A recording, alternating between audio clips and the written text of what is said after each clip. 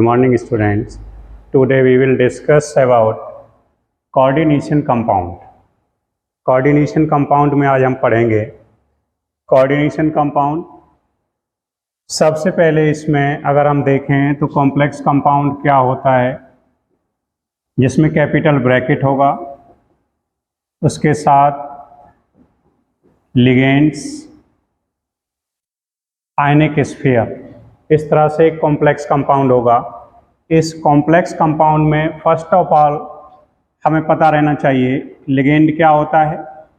Those neutral और ionic species which attached with central ion by coordinate bond, जो coordinate bond से central ion से जुड़ेगा उसे लिगेंड कहेंगे। The atom which form coordinate bond known as donor atom, उसे हम डोनर एटम कहेंगे। The number of atom decide type of ligand, जो नंबर है वो लिगेंड्स की टाइप डिसाइड करेगा। Ligands are of 6 types. Monodentate, mono 1, dentate denticity combining capacity, donating site, अगर एक लॉन पेयर डोनेट करके एक कोऑर्डिनेट बॉन्ड बनाता है तो उसे हम मोनोडेंटेट लिगेंड कहेंगे। 2 लॉन पेयर डोनेट करके 2 कोऑर्डिनेट बॉन्ड बनाता है CMI के साथ, उसे हम बाइडेंटेट लिगेंड कहेंगे। 3 लॉन पेयर डोनेट करके 3 बॉन्ड बनाता है, उसे ट्राइडेंटेट कहेंगे। और 6 लॉन पेयर डोनेट करके 6 बॉन्ड बनाता है, उसे हम हेक्साडेंटेट कहेंगे। तो मोनोडेंटेट लिगेंड, इसमें नेगेटिव लिगेंड हो सकता है।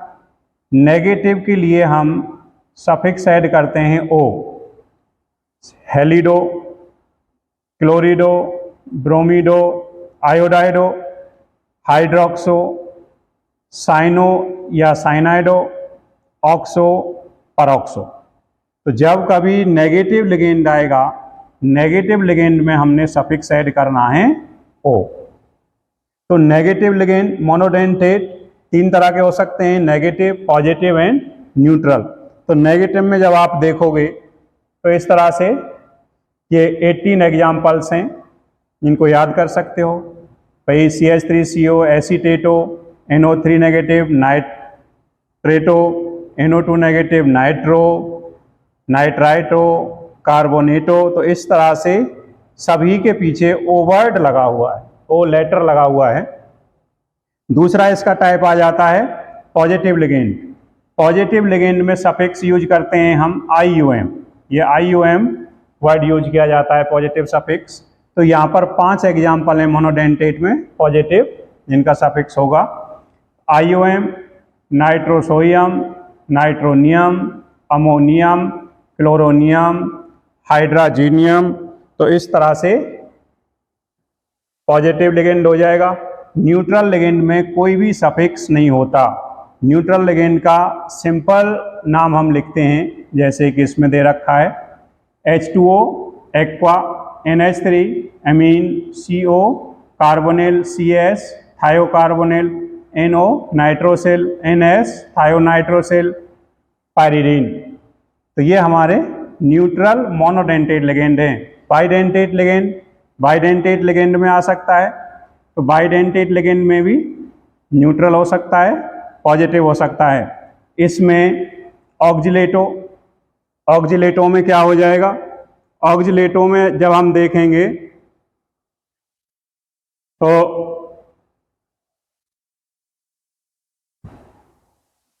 OX नेगेटिव, 2 नेगेटिव है इस पर, क्योंकि ये C2O4 2 नेगेटिव। ऑक्जिलेटो एक ये आना चाहिए, यूज होता है। DMG, डाई मिथाइल ग्लाइकोजिनेटो, ग्लाइसिनेटो, एक ये ग्लाइसिनेटो यूज होगा क्वेश्चंस में। तो NH2, CH2, COO नेगेटिव। उसके बाद पायरिडाइल, बाईपायरिडाइल जो इस तरह से ये था पायरिडीन, तो यहाँ पर इसको इस तरह से बनाया जा सकता था N,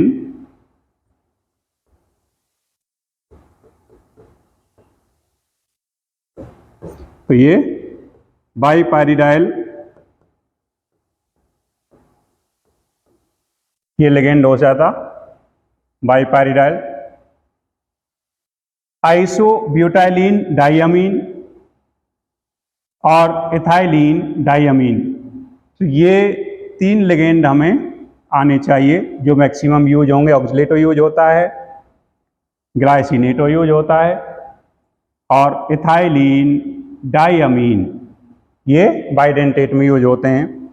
उसके बाद अगर हम देखते हैं ट्राइडेंटेट, ट्राइडेंटेट में हो जाएगा di ethylene triamine NH2 CH2 CH2 NH CH2 CH2। Tetradentate हो सकता है, पेंटाडेंटेट, हेक्साडेंटेट। अब ये जो हेक्साडेंटेट है EDTA जो ये बना है, इस पे क्वेश्चन भी आया था, PYQ इस पे आ रखा है क्वेश्चन, IIT में भी आया है और नीट में भी आया है। पूछा गया था कि ये हेक्साडेंटेट का एग्जाम्पल क्या है, what is the example of hexadentate ligand. तो उसमें ऑप्शन में दे रखा था उस समय ये था इथाइलिन डाइअमीन टेट्रा एसीटेट। तो यहाँ पर इस तरह से ये होता है CH2 CH2 N और ये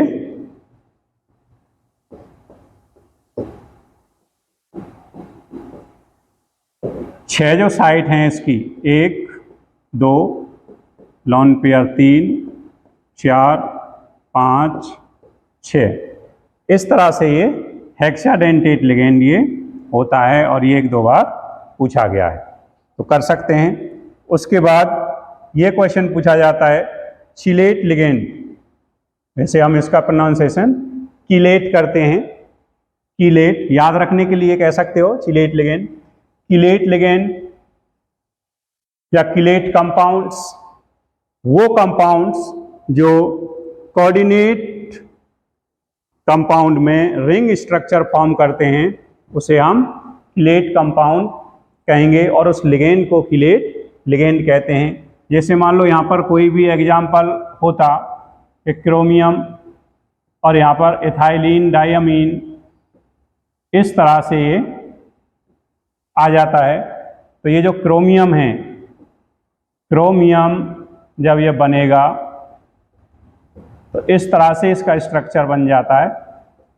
जो EN ethylene diamine NH CH2 CH2 NH, तो ये NH2 जो भी है इसने लॉन पेयर डोनेट किया है, तो इस तरह से ये रिंग स्ट्रक्चर फॉर्म करता है। क्या फॉर्म करेगा? रिंग स्ट्रक्चर ये फॉर्म करेगा। रिंग स्ट्रक्चर जिस कंपाउंड में बनेगा उसे हम कह देंगे किलेट कंपाउंड और इस लिगेंड को हम कहेंगे किलेट लिगेंड। इसके बाद chelate compounds more stable then the normal complex compound. इस रिंग फॉर्मेशन की वजह से ये कंपाउंड्स नॉर्मल कॉम्प्लेक्स कंपाउंड से ज़्यादा स्टेबल होते हैं। ये क्वेश्चन पूछा जा सकता है। उसके बाद आता है एम्बिडेंट लिगेंड। एम्बिडेंट लिगेंड या एम्बिडेंट न्यूक्लियोफाइल, ये क्या होते हैं? दोज मोनोडेंटेट, मोनोडेंटेट होंगे लेकिन 2 डोनर साइट होंगी। कितनी डोनर साइट होंगी? 2। एक टाइम पर एक ही साइट से डोनेट किया जाएगा। तो ऐसी लिगेंड जिनमें 2 डोनर साइट हों, मोनोडेंटेट हों, एक समय पर एक साइट से डोनेट करें, उन्हें हम एम्बिडेंट लिगेंड कहते हैं। CN या तो C से डोनेट करे या फिर N से डोनेट करे, जो इसका लॉन पेयर है इससे डोनेट करे या इस आयन से डोनेट करे, तो ऐसे लिगेंड्स को हम एम्बिडेंट लिगेंड कहते हैं। अब इससे आगे हमारा जो टॉपिक है वो है IUPAC। यहाँ से एक क्वेश्चन सभी कंपटीशंस में आता है, चाहे वो नीट है, चाहे GMains से, चाहे बोर्ड क्लासेज हैं, तो यहाँ से एक क्वेश्चन आएगा। नोमेनक्लेचर कॉम्प्लेक्स कंपाउंड का जब हम करते हैं तो सबसे पहले तो हमें कॉम्प्लेक्स कंपाउंड के बारे में पता रहना चाहिए। ये है कॉम्प्लेक्स कंपाउंड। कॉम्प्लेक्स कंपाउंड में सबसे पहले होगा coordination sphere. Coordination sphere coordination sphere कहते हैं इस कैपिटल ब्रैकेट को। इस कोऑर्डिनेशन स्फीयर के सबसे पहले जो पार्ट होगा वो होता है central metal ion, CMI, central metal ion, CMI। उसके साथ ब्रैकेट में होगा, विदाउट ब्रैकेट हो सकता है, इसे हम कहेंगे लिगेंड या लिगेंड कह देते हैं बच्चे। उसके साथ जो नंबर रहता है उसे हम कहते हैं कोऑर्डिनेशन नंबर, और इसके साथ जो ये लिखे रहते हैं काउंटर आयन, इसे हम कह देते हैं आयनिक स्फीयर। इस पूरे पार्ट को हम कोऑर्डिनेशन एंटिटी बोल देते हैं, कोऑर्डिनेशन एंटिटी। तो अब इस IUPAC नोमेनक्लेचर के 6 रूल हैं। सबसे पहला रूल है first write IUPAC name of positive part and then negative part.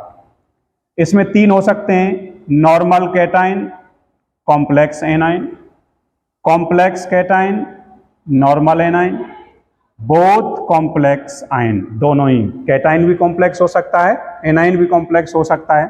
दूसरा रूल है ऑर्डर ऑफ लिगेंड, लिगेंड्स को न्यू रूल्स के अकॉर्डिंग अल्फाबेटिकल ऑर्डर में रखा जाता है।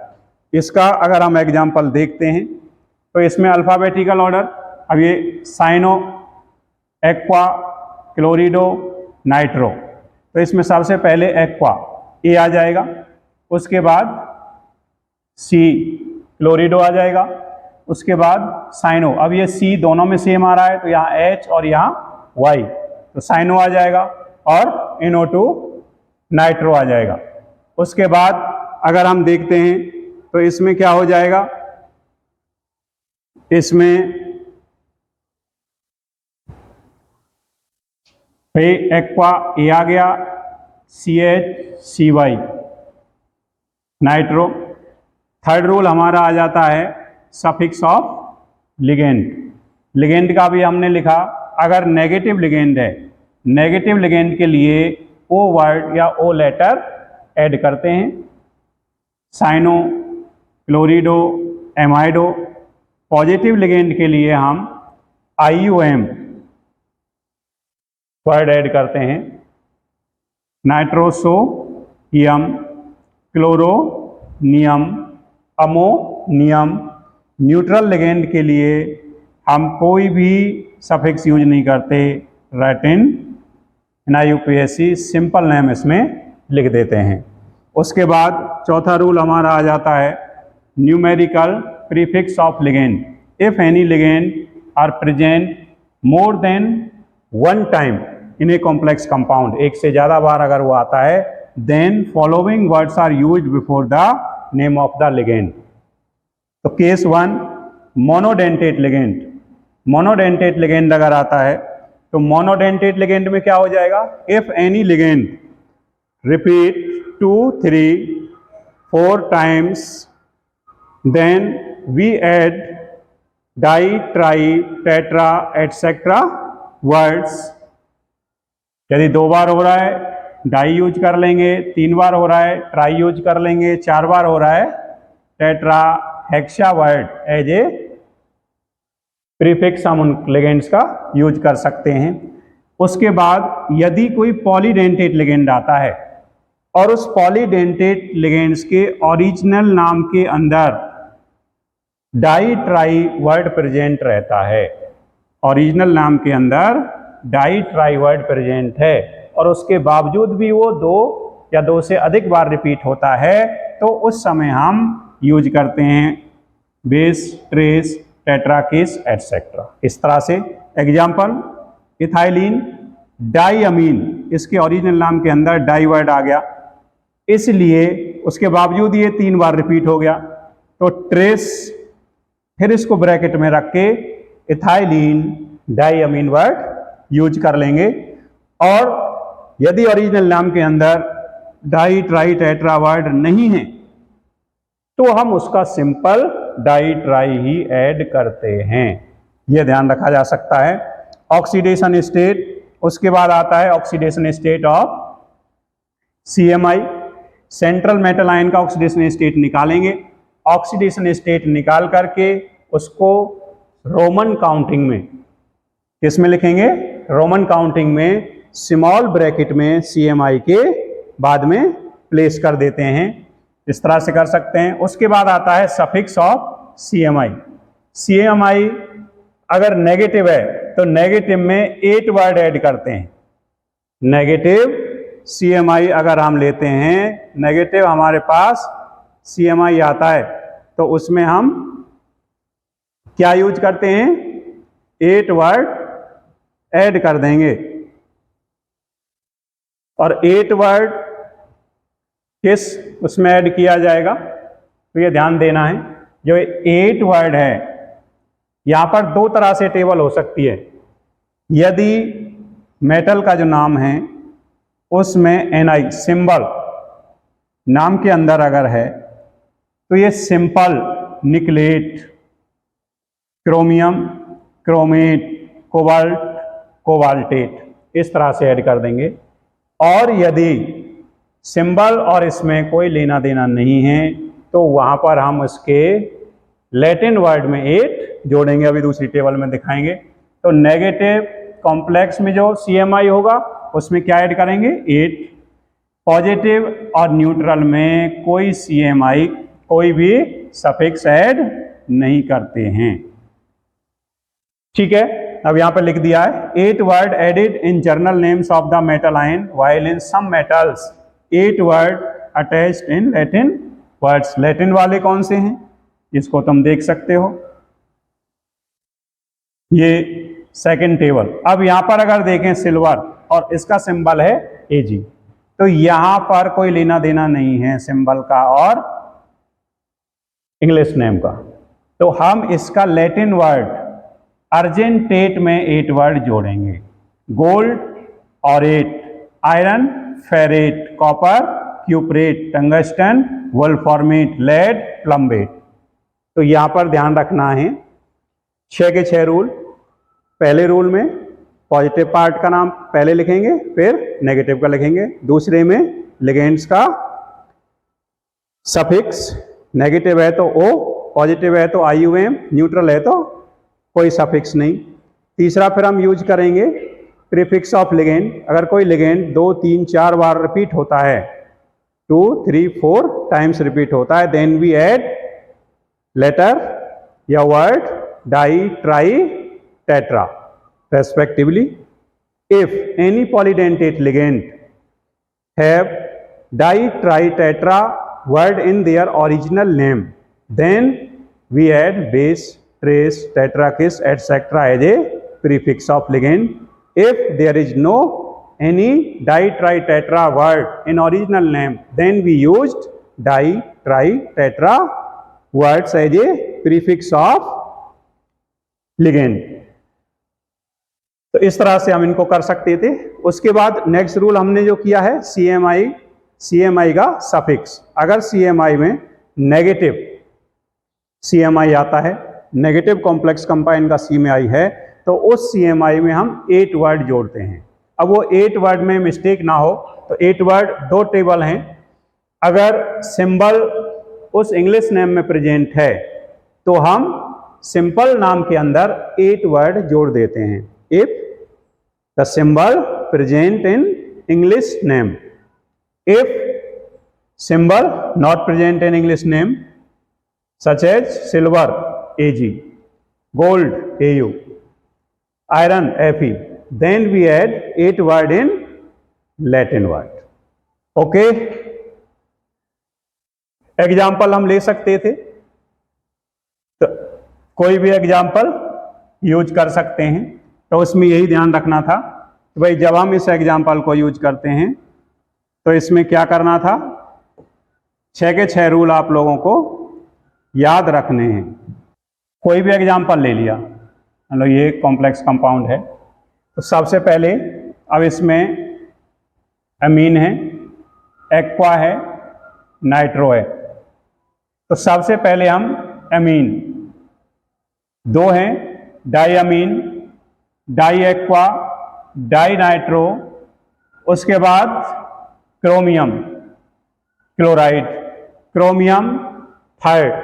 ऑक्सीडेशन स्टेट जब हम इसकी निकालते हैं तो इसमें ध्यान रखना है X प्लस में NH3 न्यूट्रल है 0, एक्वा न्यूट्रल है 0, NO2 नेगेटिव है 2 माइनस क्लोरीन का इक्वल टू 0।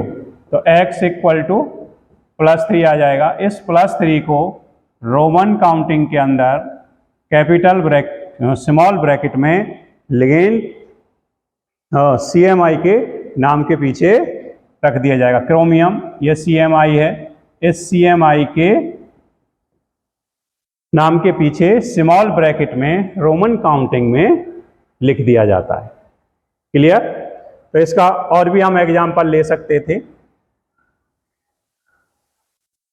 इस तरह से कॉम्प्लेक्स भी आ सकता है, तो यहां से एक क्वेश्चन आ जाता है। उसके बाद इसमें हमारा नेक्स्ट टॉपिक आ जाता है isomerase. Isomerase mean complex compound. Isomerase 2 types का इसमें होगा, structural isomerase, stereo isomerase. Structural isomerase में 5 टाइप्स होते हैं। Ionization isomer. आयनाइजेशन आइसोमर में क्या करेंगे? Those compounds which have same molecular formula, क्या हो? मॉलिक्यूलर फॉर्मूला सेम हो but different ions in solution.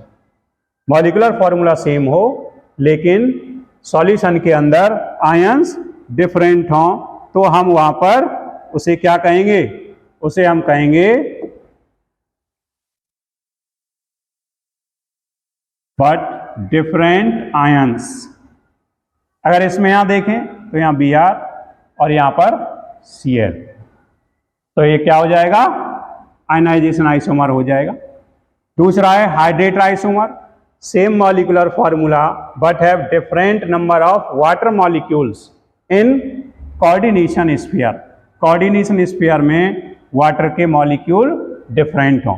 यहां पर अगर हम देखते हैं तो 6 मॉलिक्यूल हैं, यहां पर हम देखते हैं तो 5 हैं, यहां पर हम देखते हैं तो 4 हैं, यहां पर देखते हैं तो 3 है।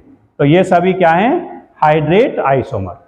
हाइड्रेट आइसोमर का मतलब है same molecular formula but have different number of water molecules in coordination sphere. अब यहां से ये क्वेश्चन आता है, एक PYQ क्वेश्चन है ये, तो इसमें कई बार क्वेश्चन देखा गया है। यहां पर अगर कभी भी देखा जाए तो ये जो आयनिक स्फीयर रहता है, सिर्फ आयनिक स्फीयर्स के आयंस का टेस्ट हमें प्राप्त होता है। कोऑर्डिनेशन स्फीयर कैपिटल ब्रैकेट के अंदर जो आयन होगा उसका टेस्ट हमें ऑब्टेन नहीं होता। तो यहां पर अगर देखें तो ये 100%, ये 100% Cl का टेस्ट दे देगा, 100% PPT दे देगा। बी वाले में अगर देखते हैं तो यहां पर ये 66% मिल जाएगा, यहां पर 100% मिल रहा था, और यहां पर एक रह गया 3 में से, तो यहां पर 33% मिलेगा और यहां पर 0% मिलेगा। तो यहां पर ये ध्यान रखना है इसके साथ। तो ये क्वेश्चन जब कभी आए तो आप लोगों ने ध्यान रखना है कि सिर्फ हमें आयनिक स्फीयर में जो भी आयन होंगे उनका टेस्ट मिलेगा। कोऑर्डिनेशन स्फीयर यानी कैपिटल ब्रैकेट में जो आयन्स होंगे उनका टेस्ट हमें कभी भी नहीं मिलेगा। यानी HCl का टेस्ट हमें नहीं मिलेगा, HCl का टेस्ट हमें नहीं मिलेगा, HCl का टेस्ट हमें नहीं मिलेगा। सिर्फ जो आयनिक स्फीयर में हैं वो टेस्ट दे सकते हैं। इसलिए इस क्वेश्चन का आंसर हो जाता है 100%, 66%, 33%। उसके बाद आता है कोऑर्डिनेशन आइसोमर आता है। कोऑर्डिनेशन में क्या हो जाएगा? सेम मॉलिक्यूलर फॉर्मूला हो जाएगा but their ligands are exchange. यदि लिगेंड्स एक्सचेंज हो जाते हैं तो उसको हम कोऑर्डिनेशन आइसोमर कहते हैं। यहां पर अगर हम देखते हैं, अगर यहाँ NH3 और यहाँ Cl है तो ये एक Cl इधर आ गया और एक NH3 इधर आ गया। इस तरह से अगर लिगेंड्स एक्सचेंज हो जाते हैं तो उन्हें हम कह देते हैं कोऑर्डिनेशन आइसोमर। उसके बाद अगर हमारा आता है लिंकेज आइसोमरेज। लिंकेज का मतलब है those compounds which have same molecular formula but the metal ion या CMI attached with ambient ligand. Ambient ligand से अटैच हो। एम्बिडेंट अब जैसे NO2, तो यहाँ ये N से जुड़ा हुआ है, और ONO यहाँ ये O से जुड़ा हुआ है। तो इस तरह से ये हो सकता था, C से जुड़ सकता था, NC से जुड़ सकता था। तो इसको हम एम्बिडेंट लिगेंड कहते हैं। और इस तरह से आइसोमरिज्म जो होगा उसे हम लिंकेज आइसोमरिज्म कहते हैं। एक वर्ड कभी कभी पूछ लिया जाता है, पॉलीमर आइसोमरिज्म। इसमें सेम एम्पेरिकल फार्मूला होता है, different molecular formula but have same empirical formula. तो इसमें पॉलीमरिज्म हो जाए। उसके बाद आ जाता है स्टीरियो आइसोमरिज्म। स्टीरियो आइसोमरिज्म क्या हो जाएगा? Those compounds which have same molecular formula as well as structural formula but have different arrangement of atoms or groups in space or three dimensional structure 3D, तो उन्हें हम क्या कह देते हैं? स्टीरियो आइसोमर कहेंगे, और इस फिनोमेना को स्टीरियो आइसोमेरिज्म कहेंगे। इसमें दो तरह के होंगे, geometrical isomer. Geometrical isomer due to ligand occupying different position around CMI के अराउंड जो लिगेंड्स हैं वो डिफरेंट पोजीशन ऑक्युपाई कर लेते हैं, उसकी वजह से हमें ज्योमेट्रिकल आइसोमर में दो फॉर्म ऑब्टेंड होती हैं, cis and trans. Cis and trans दो फॉर्म हमें ऑब्टेंड हो जाएंगी। उन दोनों फॉर्म्स को जब हम देखते हैं तो किस तरह से आ जाएगा भाई? सिस फॉर्म यदि सेम साइड में प्रेजेंट हैं तो हम उसको सिस कह देंगे, और अगर अपोजिट प्रेजेंट है तो हम उसको ट्रांस कह देते हैं। ट्रांस को याद रखने के लिए रख दो, आमने सामने की टक्कर, ट्रांस, बाकी cis. Same group present on same side, same group present on opposite side. तो geometrical isomer in complex compound coordination number 4। अब यहां से फिर क्वेश्चन आ जाता है, these compounds have sp3 and dsp2 hybridisation, that is tetrahedral and square planar molecular geometry respectively, but geometrical isomer not possible in tetrahedral geometry। sp3 में ये possible नहीं होते हैं due to all positions are adjacent to one another, only present in dsp2। dsp2 square planar में present रहेंगे, tetrahedral में ये present नहीं होगा। इसके फिर केस बन जाते हैं। Ma4 अगर ये देखें तो इसमें नहीं होता, क्योंकि सारी की सारी पोजीशन एक जैसी हो जाएंगी। Ma3B3 इसमें भी नहीं होगा। Ma2B2 Ma2B2 इसमें हो जाएगा। Ma2BC यहाँ हो जाएगा, MAB2 यहाँ पर हो जाएगा। तो यहाँ ABCD मोनोडेंटेट लिगेंड हैं और AB अनसिमेट्रिकल बाइडेंटेट लिगेंड है। यहाँ से क्वेश्चन आता है और आया हुआ भी था इसमें प्रीवियस ईयर क्वेश्चन में, IIT और नीट में 2 बार ये पूछा गया है। नंबर ऑफ आइसोमर्स पूछा जाता है, नंबर ऑफ आइसोमर्स, इसमें 3 आइसोमर फॉर्म होते हैं। ये अभी दिखाएंगे किस तरह से होते हैं। तो ये क्वेश्चन पूछा गया है, तो किस तरह से। अब इसमें अगर हम यहां देखते हैं Ma2B2 टाइप में अगर हम देखते हैं तो इसमें किस तरह से सिस और ट्रांसफॉर्म होगा, इसको हम कर सकते थे। अगर ये A एक साथ हैं तो ये हो जाएगा सिस फॉर्म। अगर ये आमने सामने हो गए तो हो जाएगा ट्रांस। एक साथ हैं सिस, आमने सामने ट्रांस, इस तरह से कर सकते थे। इसमें नेक्स्ट हमारा जो आता है, इस कंपाउंड में किस तरह से बनाएंगे, तो ये ब्रेक हो गया है,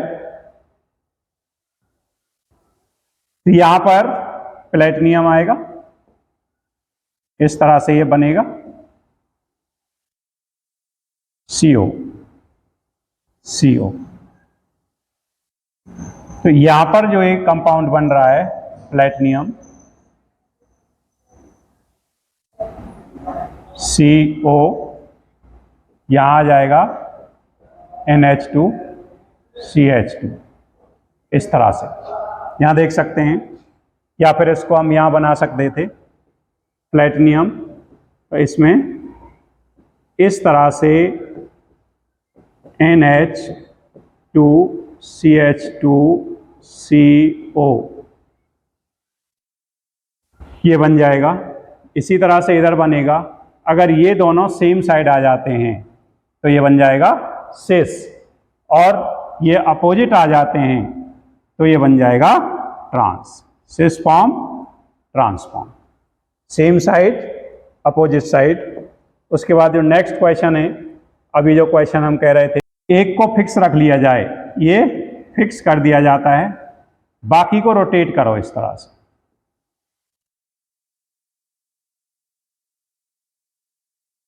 तो इसके 3 स्ट्रक्चर फॉर्म होते हैं,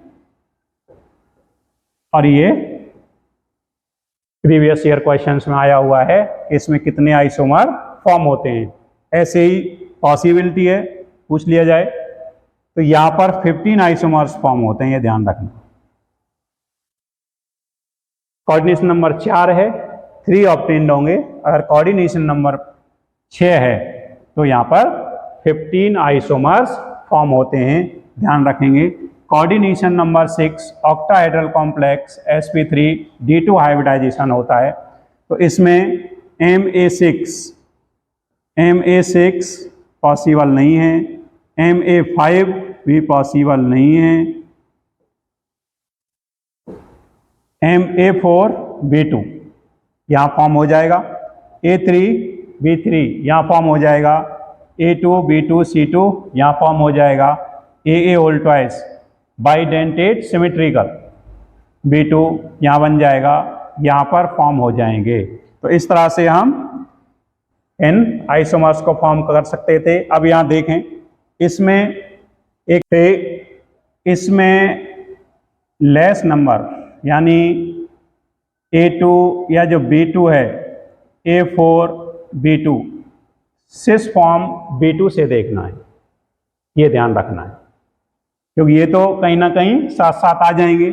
अगर ये पास पास हैं सिस फॉर्म हो गया, अगर ये अपोजिट हैं तो ये ट्रांसफॉर्म हो जाएगा। अब इसी तरह से Ma3B3 के केस में 2 स्पेशल आइसोमर और फॉर्म हो जाते हैं, जिन्हें हम फेशियल आइसोमर एंड मेरिडायनल आइसोमर कहते हैं। Facial and मेरिडायनल। फेशियल में क्या हो जाएगा, 3 ट्रायंगल्स पर आ जाता है, और मेरिडियन में इसके मेरिडियन पर आ जाएगा। किस तरह से, यहाँ पर फेशियल में तो facial triangle NO2 NO2 NO2 इस तरह से फेशियल ट्रायंगल पर ये आ रहा है, और मेरिडियन में आ जाएगा ये। तो मेरिडियन में जब ये आएगा फिर फेशियल में, तो यहां पर ये आ गया।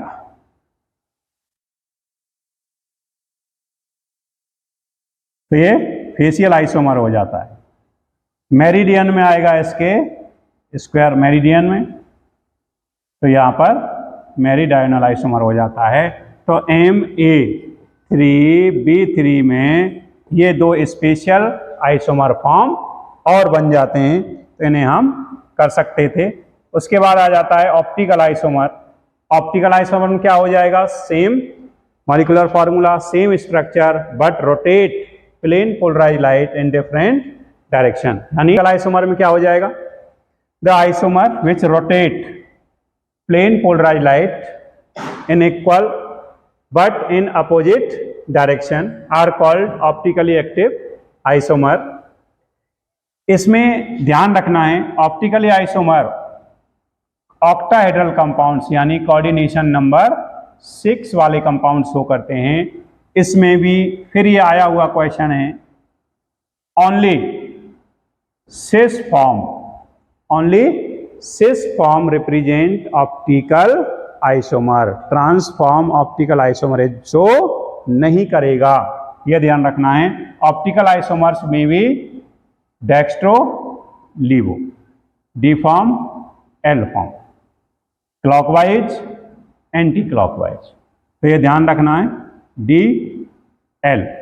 अब इसमें किस तरह से ध्यान रखोगे, यदि बल्कि ग्रुप राइट साइड को प्रेजेंट है तो यहाँ पर ये डी फॉर्म हो जाता है, और अगर बल्कि ग्रुप लेफ्ट साइड को प्रेजेंट है तो यहाँ एल या माइनस फॉर्म ये हो जाता है। तो इस तरह से हम इनको कर सकते थे। फिर से वही right D form, left L form. अगला आ जाता है valence bond theory. Valence bond theory में क्या करना है, CMI provide empty orbital for the formation of coordinate bond. किसी भी सूटेबल लिगेंड को कोऑर्डिनेट बॉन्ड बनाने के लिए एम्प्टी ऑर्बिटल कौन प्रोवाइड करेगा, CMI। दूसरा पॉइंट इसका आता है appropriate atomic orbitals. Appropriate atomic orbital combine होकर के पर्टिकुलर हाइब्रिड ऑर्बिटल फॉर्म करते हैं। sp3 हो जाएगा, sp3d हो जाएगा, d2sp3 हो जाएगा, dsp2 हो जाएगा। तो एप्रोप्रिएट sp-d ऑर्बिटल कंबाइन होकर के ये हाइब्रिडाइजेशंस फॉर्म करते हैं। sp3 होता है टेट्राहेड्रल, dsp2 होता है स्क्वायर प्लेनर, sp3d2 या d2sp3 होता है ऑक्टाहेड्रल। तीसरा पॉइंट इसका कहता है orbital involved. Orbital involved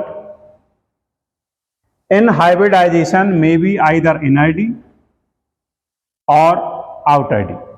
n-1d भी हो सकता है और आउटर डी यानी nd भी हो सकता है। Each ligand has at least one orbital containing lone pair of electron. हर एक लिगेंड के पास कम से कम एक लोन पेयर होना चाहिए, तो वो उसे डोनेट करके डेटिव बॉन्ड फॉर्म कर सकता है। Empty hybrid orbital of metal ion overlap with the filled orbital of ligand. CMI का एम्प्टी ऑर्बिटल लिगेंड के फील्ड ऑर्बिटल से ओवरलैप करके कोऑर्डिनेट कोवेलेंट बॉन्ड फॉर्म करता है। तो ये 5 पॉइंट थे। इससे आगे हम हाइब्रिडाइजेशन जब निकालते हैं तो यहाँ पर 2 पॉइंट ध्यान रखोगे। 2 पॉइंट कौन से ध्यान रखने हैं तुम लोगों ने, कि भाई इसी से हाइब्रिडाइजेशन निकाली जा सकती है। लो स्पिन, हाई स्पिन और strong and weak field ligand. Low spin inner orbital, hyper ligated complex. If n-1d orbitals are used in hybridization, then it form inner orbital complex, hyperligated complex। इसमें maximum 2 orbitals use हो सकते हैं और वो orbital होते हैं dz², dx², y²। ये आया हुआ क्वेश्चन है, नीट जेमीन्स का बोर्ड में भी पूछा गया क्वेश्चन है कि इनर वाले में मैक्सिमम कितने ऑर्बिटल यूज हो सकते हैं, 2। वो ऑर्बिटल कौन कौन से होंगे, तो वो ऑर्बिटल dz² होगा और dx², y² होगा। दूसरा high spin complex outer orbital hypoligated. जब हम nd यूज होगा तो उस समय हम इसको क्या कहेंगे, उस समय हम इसको कहेंगे high spin complex. High spin complex में मैक्सिमम 3 ऑर्बिटल यूज हो सकते हैं, मैक्सिमम 3 ऑर्बिटल्स। 3 ऑर्बिटल कौन कौन से होंगे, dxy, dyz एंड dzx। इसलिए अगर हम इनको देखें तो यहां पर dsp2 या d2sp3, तो अंदर मैक्सिमम 2 आ सकते हैं, या तो d आ सकता है या फिर d2 आ सकता है। बाद में मैक्सिमम 3 आ सकते हैं, d आ सकता है, d2 आ सकता है, d3। तो यहाँ पर अगर हम लिखने लगें sp3d4 पॉसिबल नहीं है। इसमें अगर हम लिखने लगें d3sp3 तो ये पॉसिबल नहीं है। ये ध्यान रखना, ये आया हुआ क्वेश्चन है। dxy, dyz, dzx, तो यहाँ 3 यूज होंगे, यहाँ पर 2 यूज होते हैं।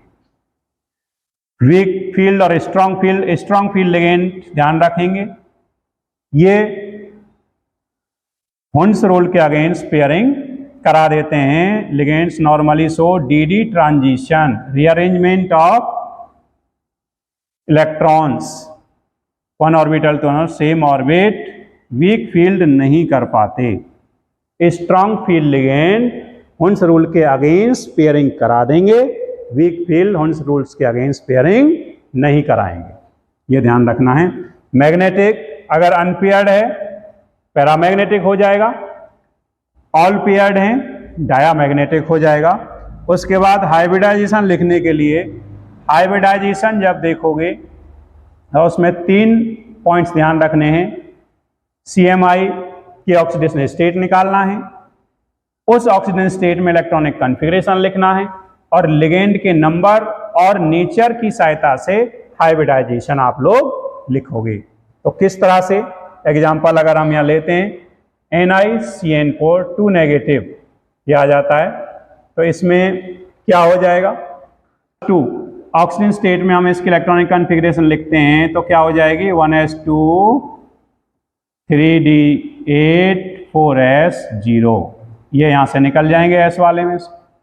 तो इनके orbital structure 3d8 4s0 4p0।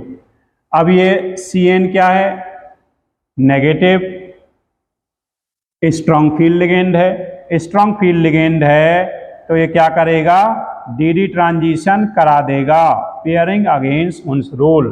तो ये इलेक्ट्रॉन यहाँ पर शिफ्ट हो जाएगा और ये ऑर्बिटल खाली हो जाएगा। तो इस तरह से ये हाइब्रिडाइजेशन इसकी बन सकती थी।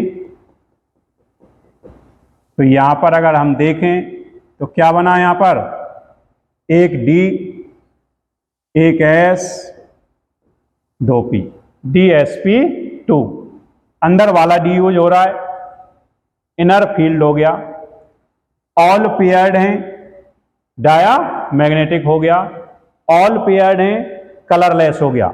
अगर अनपेयर्ड है डी ट्रांजिशन हो जाता है तो कलर्ड हो जाएगा, अदरवाइज तो कलरलेस रहेगा। तो यहाँ पर लिखा हुआ है DsP2 डायामैग्नेटिक लो स्पिन स्क्वायर प्लेनर। अगला क्वेश्चन इस पे आ सकता है NiCl4, सेम वही क्वेश्चन है, ऑक्सीजन स्टेट निकालेंगे +2 निकल के आएगा, ऑर्बिटल स्ट्रक्चर बनाएंगे, लेकिन यहाँ पर वीक फील्ड लिगेंड है। क्या है, week field ligand. Week field ligand है तो नो पेयरिंग, यहाँ पर पेयरिंग नहीं होगी। पेयरिंग नहीं होगी तो ऑर्बिटल खाली नहीं होगा, इसलिए अगले वाले ऑर्बिटल्स को हम यूज करेंगे। तो sp3 क्या हो जाएगा, sp3 हो जाएगा। तो ये ध्यान रखना है स्ट्रॉन्ग फील्ड और वीक फील्ड लिगेंड का। यहाँ पर यहाँ से कई क्वेश्चन तुम्हारे बहुत अच्छे आते हैं। स्ट्रॉन्ग फील्ड और वीक फील्ड की वजह से डी एंड एफ में भी इसका अप्लाइड पार्ट आता है। तुम्हें पूछा जा सकता है मैग्नेटिक नेचर, अनपेयर्ड इलेक्ट्रॉन तुम्हारे हिसाब से ज़्यादा आ रहे हैं लेकिन स्ट्रॉन्ग फील्ड प्रेजेंट है, तो ध्यान रखना इस स्ट्रॉन्ग और वीक फील्ड के बेसिस पर कई क्वेश्चन तुम्हें दिए जा सकते हैं। इनर ऑर्बिटल आउटर ऑर्बिटल का दिया जा सकता है, inner orbital outer orbital. Magnetic nature का दिया जा सकता है,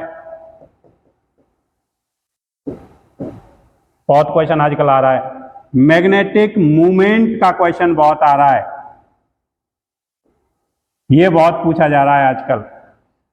ये क्वेश्चन मैग्नेटिक नेचर का, इसका एक कलर का पूछा जाता है। कलर में अगर अनपेयर्ड है तो कलर हो जाएगा, और अगर सारे के सारे पेयर्ड हैं तो कलरलेस हो जाएगा। तो ये 5-6 क्वेश्चन PYQ में कराएंगे, क्वेश्चंस में मोस्ट एक्सपेक्टेड क्वेश्चंस में वहाँ पर देंगे इन क्वेश्चंस को असाइनमेंट।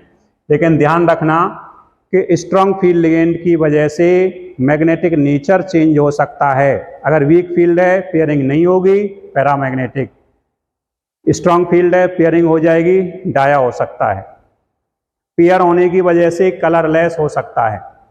पेयर होने की वजह से डाइपोल जो मैग्नेटिक मूवमेंट जो आता है n into N plus two, इसका रूट बोहर मैग्नेट्रॉन, ये चेंज हो सकता है। Colour, magnetic nature, magnetic movement, inner orbital, outer orbital, तो ये सारे के सारे क्वेश्चन बहुत इंपॉर्टेंट टॉपिक है, यहाँ से क्वेश्चन बन रहा है। हर तीसरे साल क्वेश्चन या तो मैग्नेटिक मूवमेंट का आ जाएगा, इस फॉर्मूले पर आ जाएगा, या कलर पर आ जाएगा, या मैग्नेटिक नेचर पर आ जाएगा, तो इसे तुम लोग ध्यान रखोगे। यहाँ से बोर्ड में भी क्वेश्चन बन जाता है। बोर्ड में क्वेश्चन पूछ लिया जाता है कि यहाँ पर अगर हम देखें, इस बोर्ड में जो क्वेश्चन बन रहा था, क्वेश्चन ये था कि अभी जो ये कंपाउंड है तुम्हारे, एक तो कंपाउंड था NiCN 4 2 नेगेटिव, और दूसरा है NiCl4 2 नेगेटिव। तो NiCN4 ये आता है DsP2 और ये आता है sp3, ये बन जाता है स्क्वायर प्लेनर, ये बन जाता है टेट्राहेड्रल। ये क्वेश्चन आएगा कि NiCN4 2 नेगेटिव स्क्वायर प्लेनर है, जबकि NiCl4 2 नेगेटिव टेट्राहेड्रल है। Why explain. इसमें भी आ सकता है, कंपटीशन में भी आ सकता है, तो ये टॉपिक इसलिए इंपॉर्टेंट हो जाता है, आप लोग कर सकते हो। उसके बाद फिर हम अगर इसको देखते हैं तो क्या हो जाएगा, और आगे क्वेश्चन, एक ये क्वेश्चन कई बार पूछ लिया जाता है, CO स्ट्रॉन्ग फील्ड लिगेंड है, यहाँ ऑक्सीजन स्टेट तो यही रहेगा 4, लेकिन स्ट्रॉन्ग फील्ड की वजह से ये इलेक्ट्रॉन यहाँ शिफ्ट हो जाएंगे। स्ट्रॉन्ग फील्ड की वजह से क्या हो जाएगा, ये शिफ्ट हो जाएंगे, और शिफ्ट होकर के इसके हाइब्रिडाइजेशन चेंज हो जाएगा।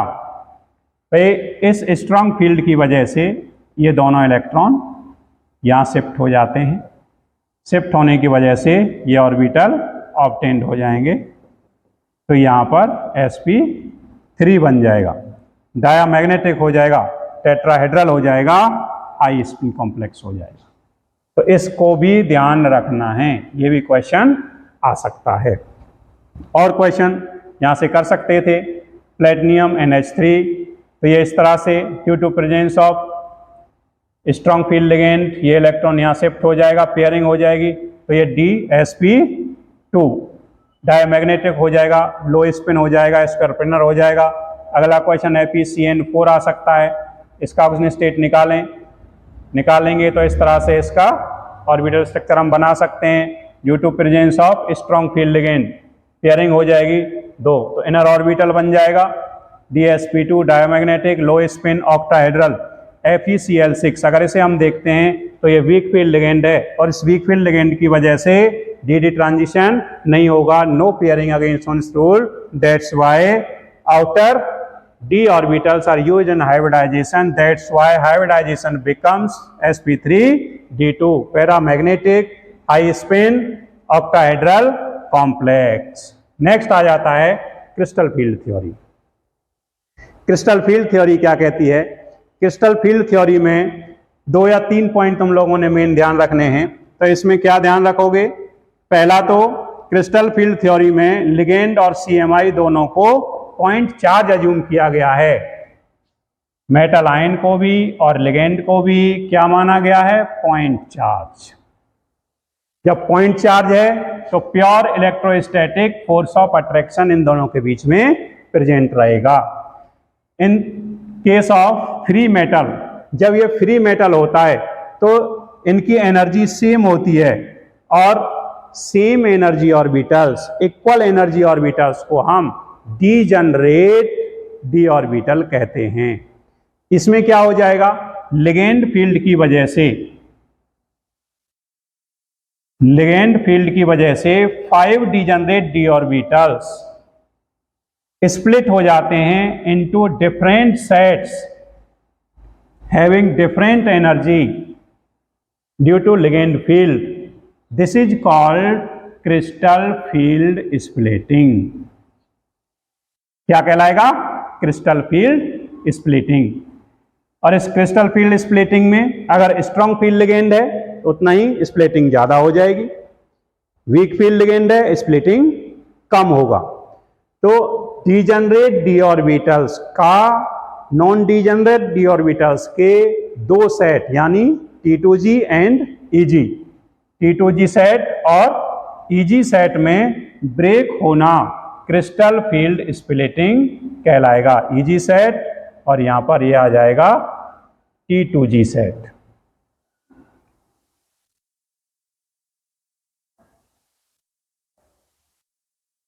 ठीक है, EG सेट में D Z square, D X square Y square and D Z square, ये दो ऑर्बिटल जो अभी हमने किया था इनर ऑर्बिटल वाले। और T2G में 3 D X Y D Y Z. तो हो जाएगा, सिंपल सा था। क्रिस्टल फील्ड थ्योरी में लिगेंड और CMI को पॉइंट चार्ज अज्यूम किया गया था। इसमें लिगेंड फील्ड की प्रेजेंस की वजह से degenerate d orbitals unequal two sets में that is EG and T2G sets में ब्रेक हो जाते हैं। इस स्प्लिटिंग को क्रिस्टल फील्ड स्प्लिटिंग कहते हैं। और एनर्जी डिफरेंस जो होगी इन दोनों के बीच में उसे क्रिस्टल फील्ड स्प्लिटिंग एनर्जी हम कहेंगे।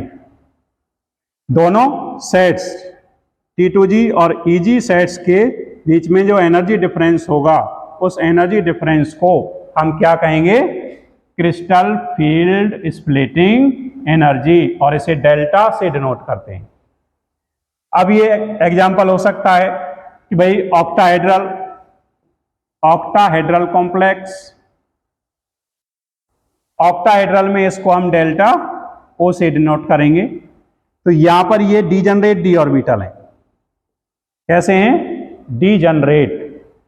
जैसे ही फील्ड आता है एनर्जी बढ़ती है, एवरेज एनर्जी, और उसके बाद ये स्प्लिट हो जाते हैं दो सेट में।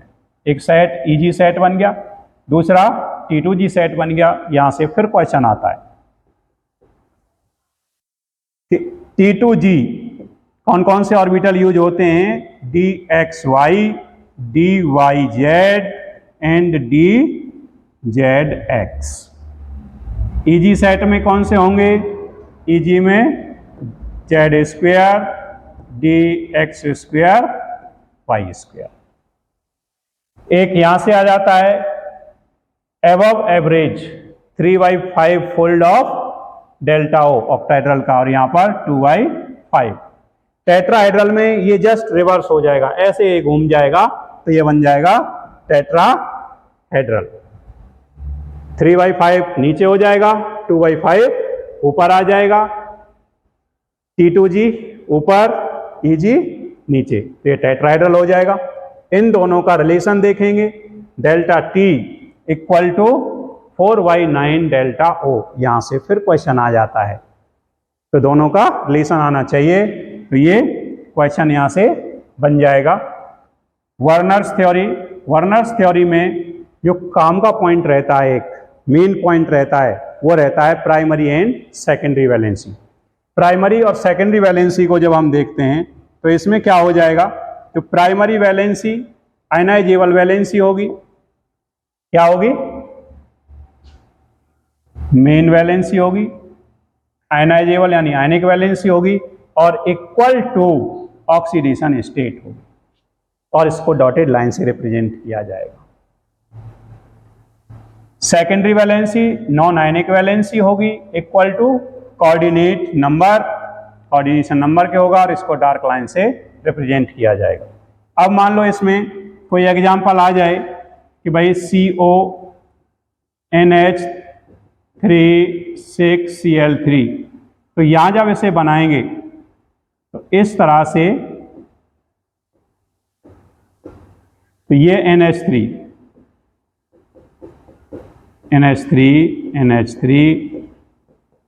तो ये डार्क लाइन क्या कहता है? Secondary valency. तो ये है सेकेंडरी वैलेंसी है Cl।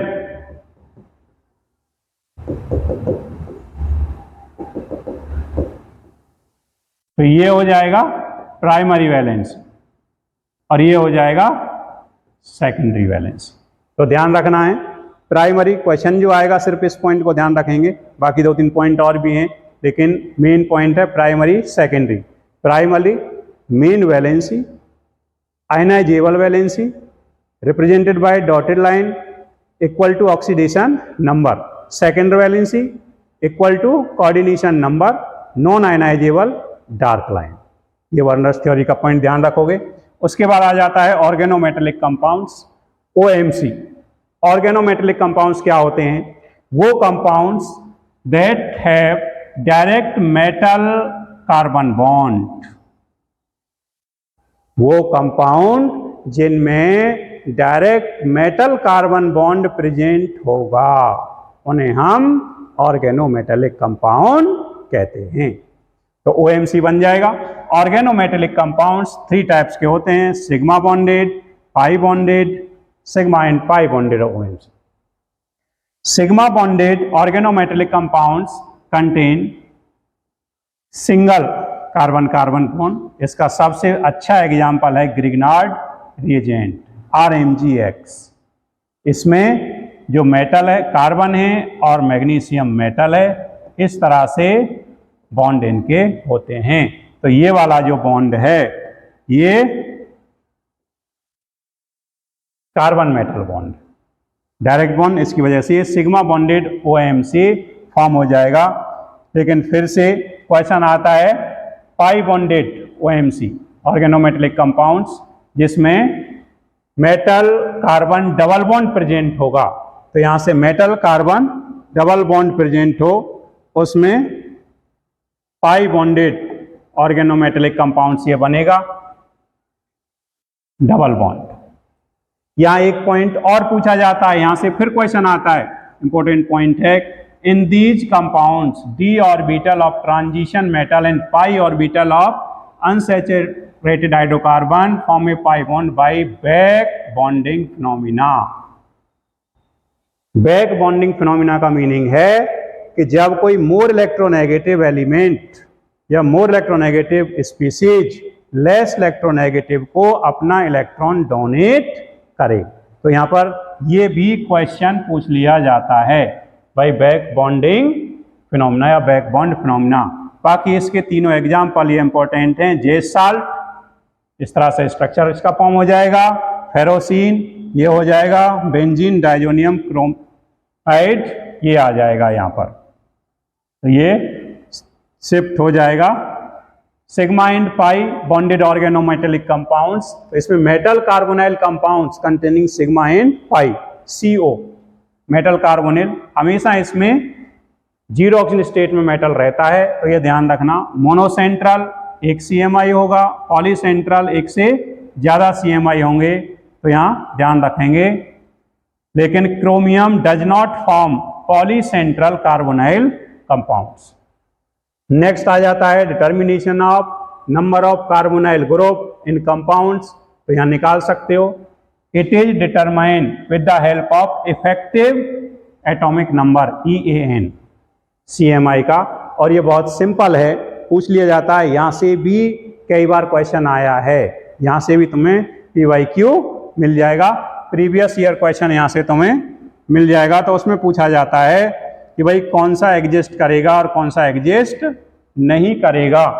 तो यहाँ तुम लोगों ने ध्यान रखना है, Z atomic number, oxidation state, कितना इलेक्ट्रॉन लॉस हुआ है, लॉस ऑफ इलेक्ट्रॉन, उसके बाद X into number of ligand. X monodentate के लिए 2 हो जाएगा, बाइडेंटेट के लिए 4, 6, 12। वैसे भी याद रख सकते हो, एटॉमिक नंबर माइनस दिए गए इलेक्ट्रॉन प्लस में लिए गए इलेक्ट्रॉन, एटॉमिक नंबर माइनस दिए गए इलेक्ट्रॉन, ऑक्सीजन स्टेट प्लस लिए गए इलेक्ट्रॉन। तो यहां से तुम EAN इस तरह से निकाल सकते हो। लास्ट टॉपिक इसका आ जाता है, बड़ा ही सिंपल टॉपिक है, stability of complex compound. Complex compounds की स्टेबिलिटी दो स्पीसीज पर डिपेंड करती है। पहला है CMI और दूसरा है ligand. Stability directly proportional to equilibrium constant. Equilibrium constant पर स्टेबिलिटी डायरेक्टली प्रोपोर्शनल होगी। जितना ज़्यादा इक्विलिब्रियम कांस्टेंट होगा स्टेबिलिटी उतनी ही ज़्यादा हो जाएगी। दूसरा फिर इसमें आ जाता है CMI पर चार्ज और CMI का साइज। चार्ज के directly proportional, stability directly proportional to charge on CMI, stability inversely proportional to size of CMI।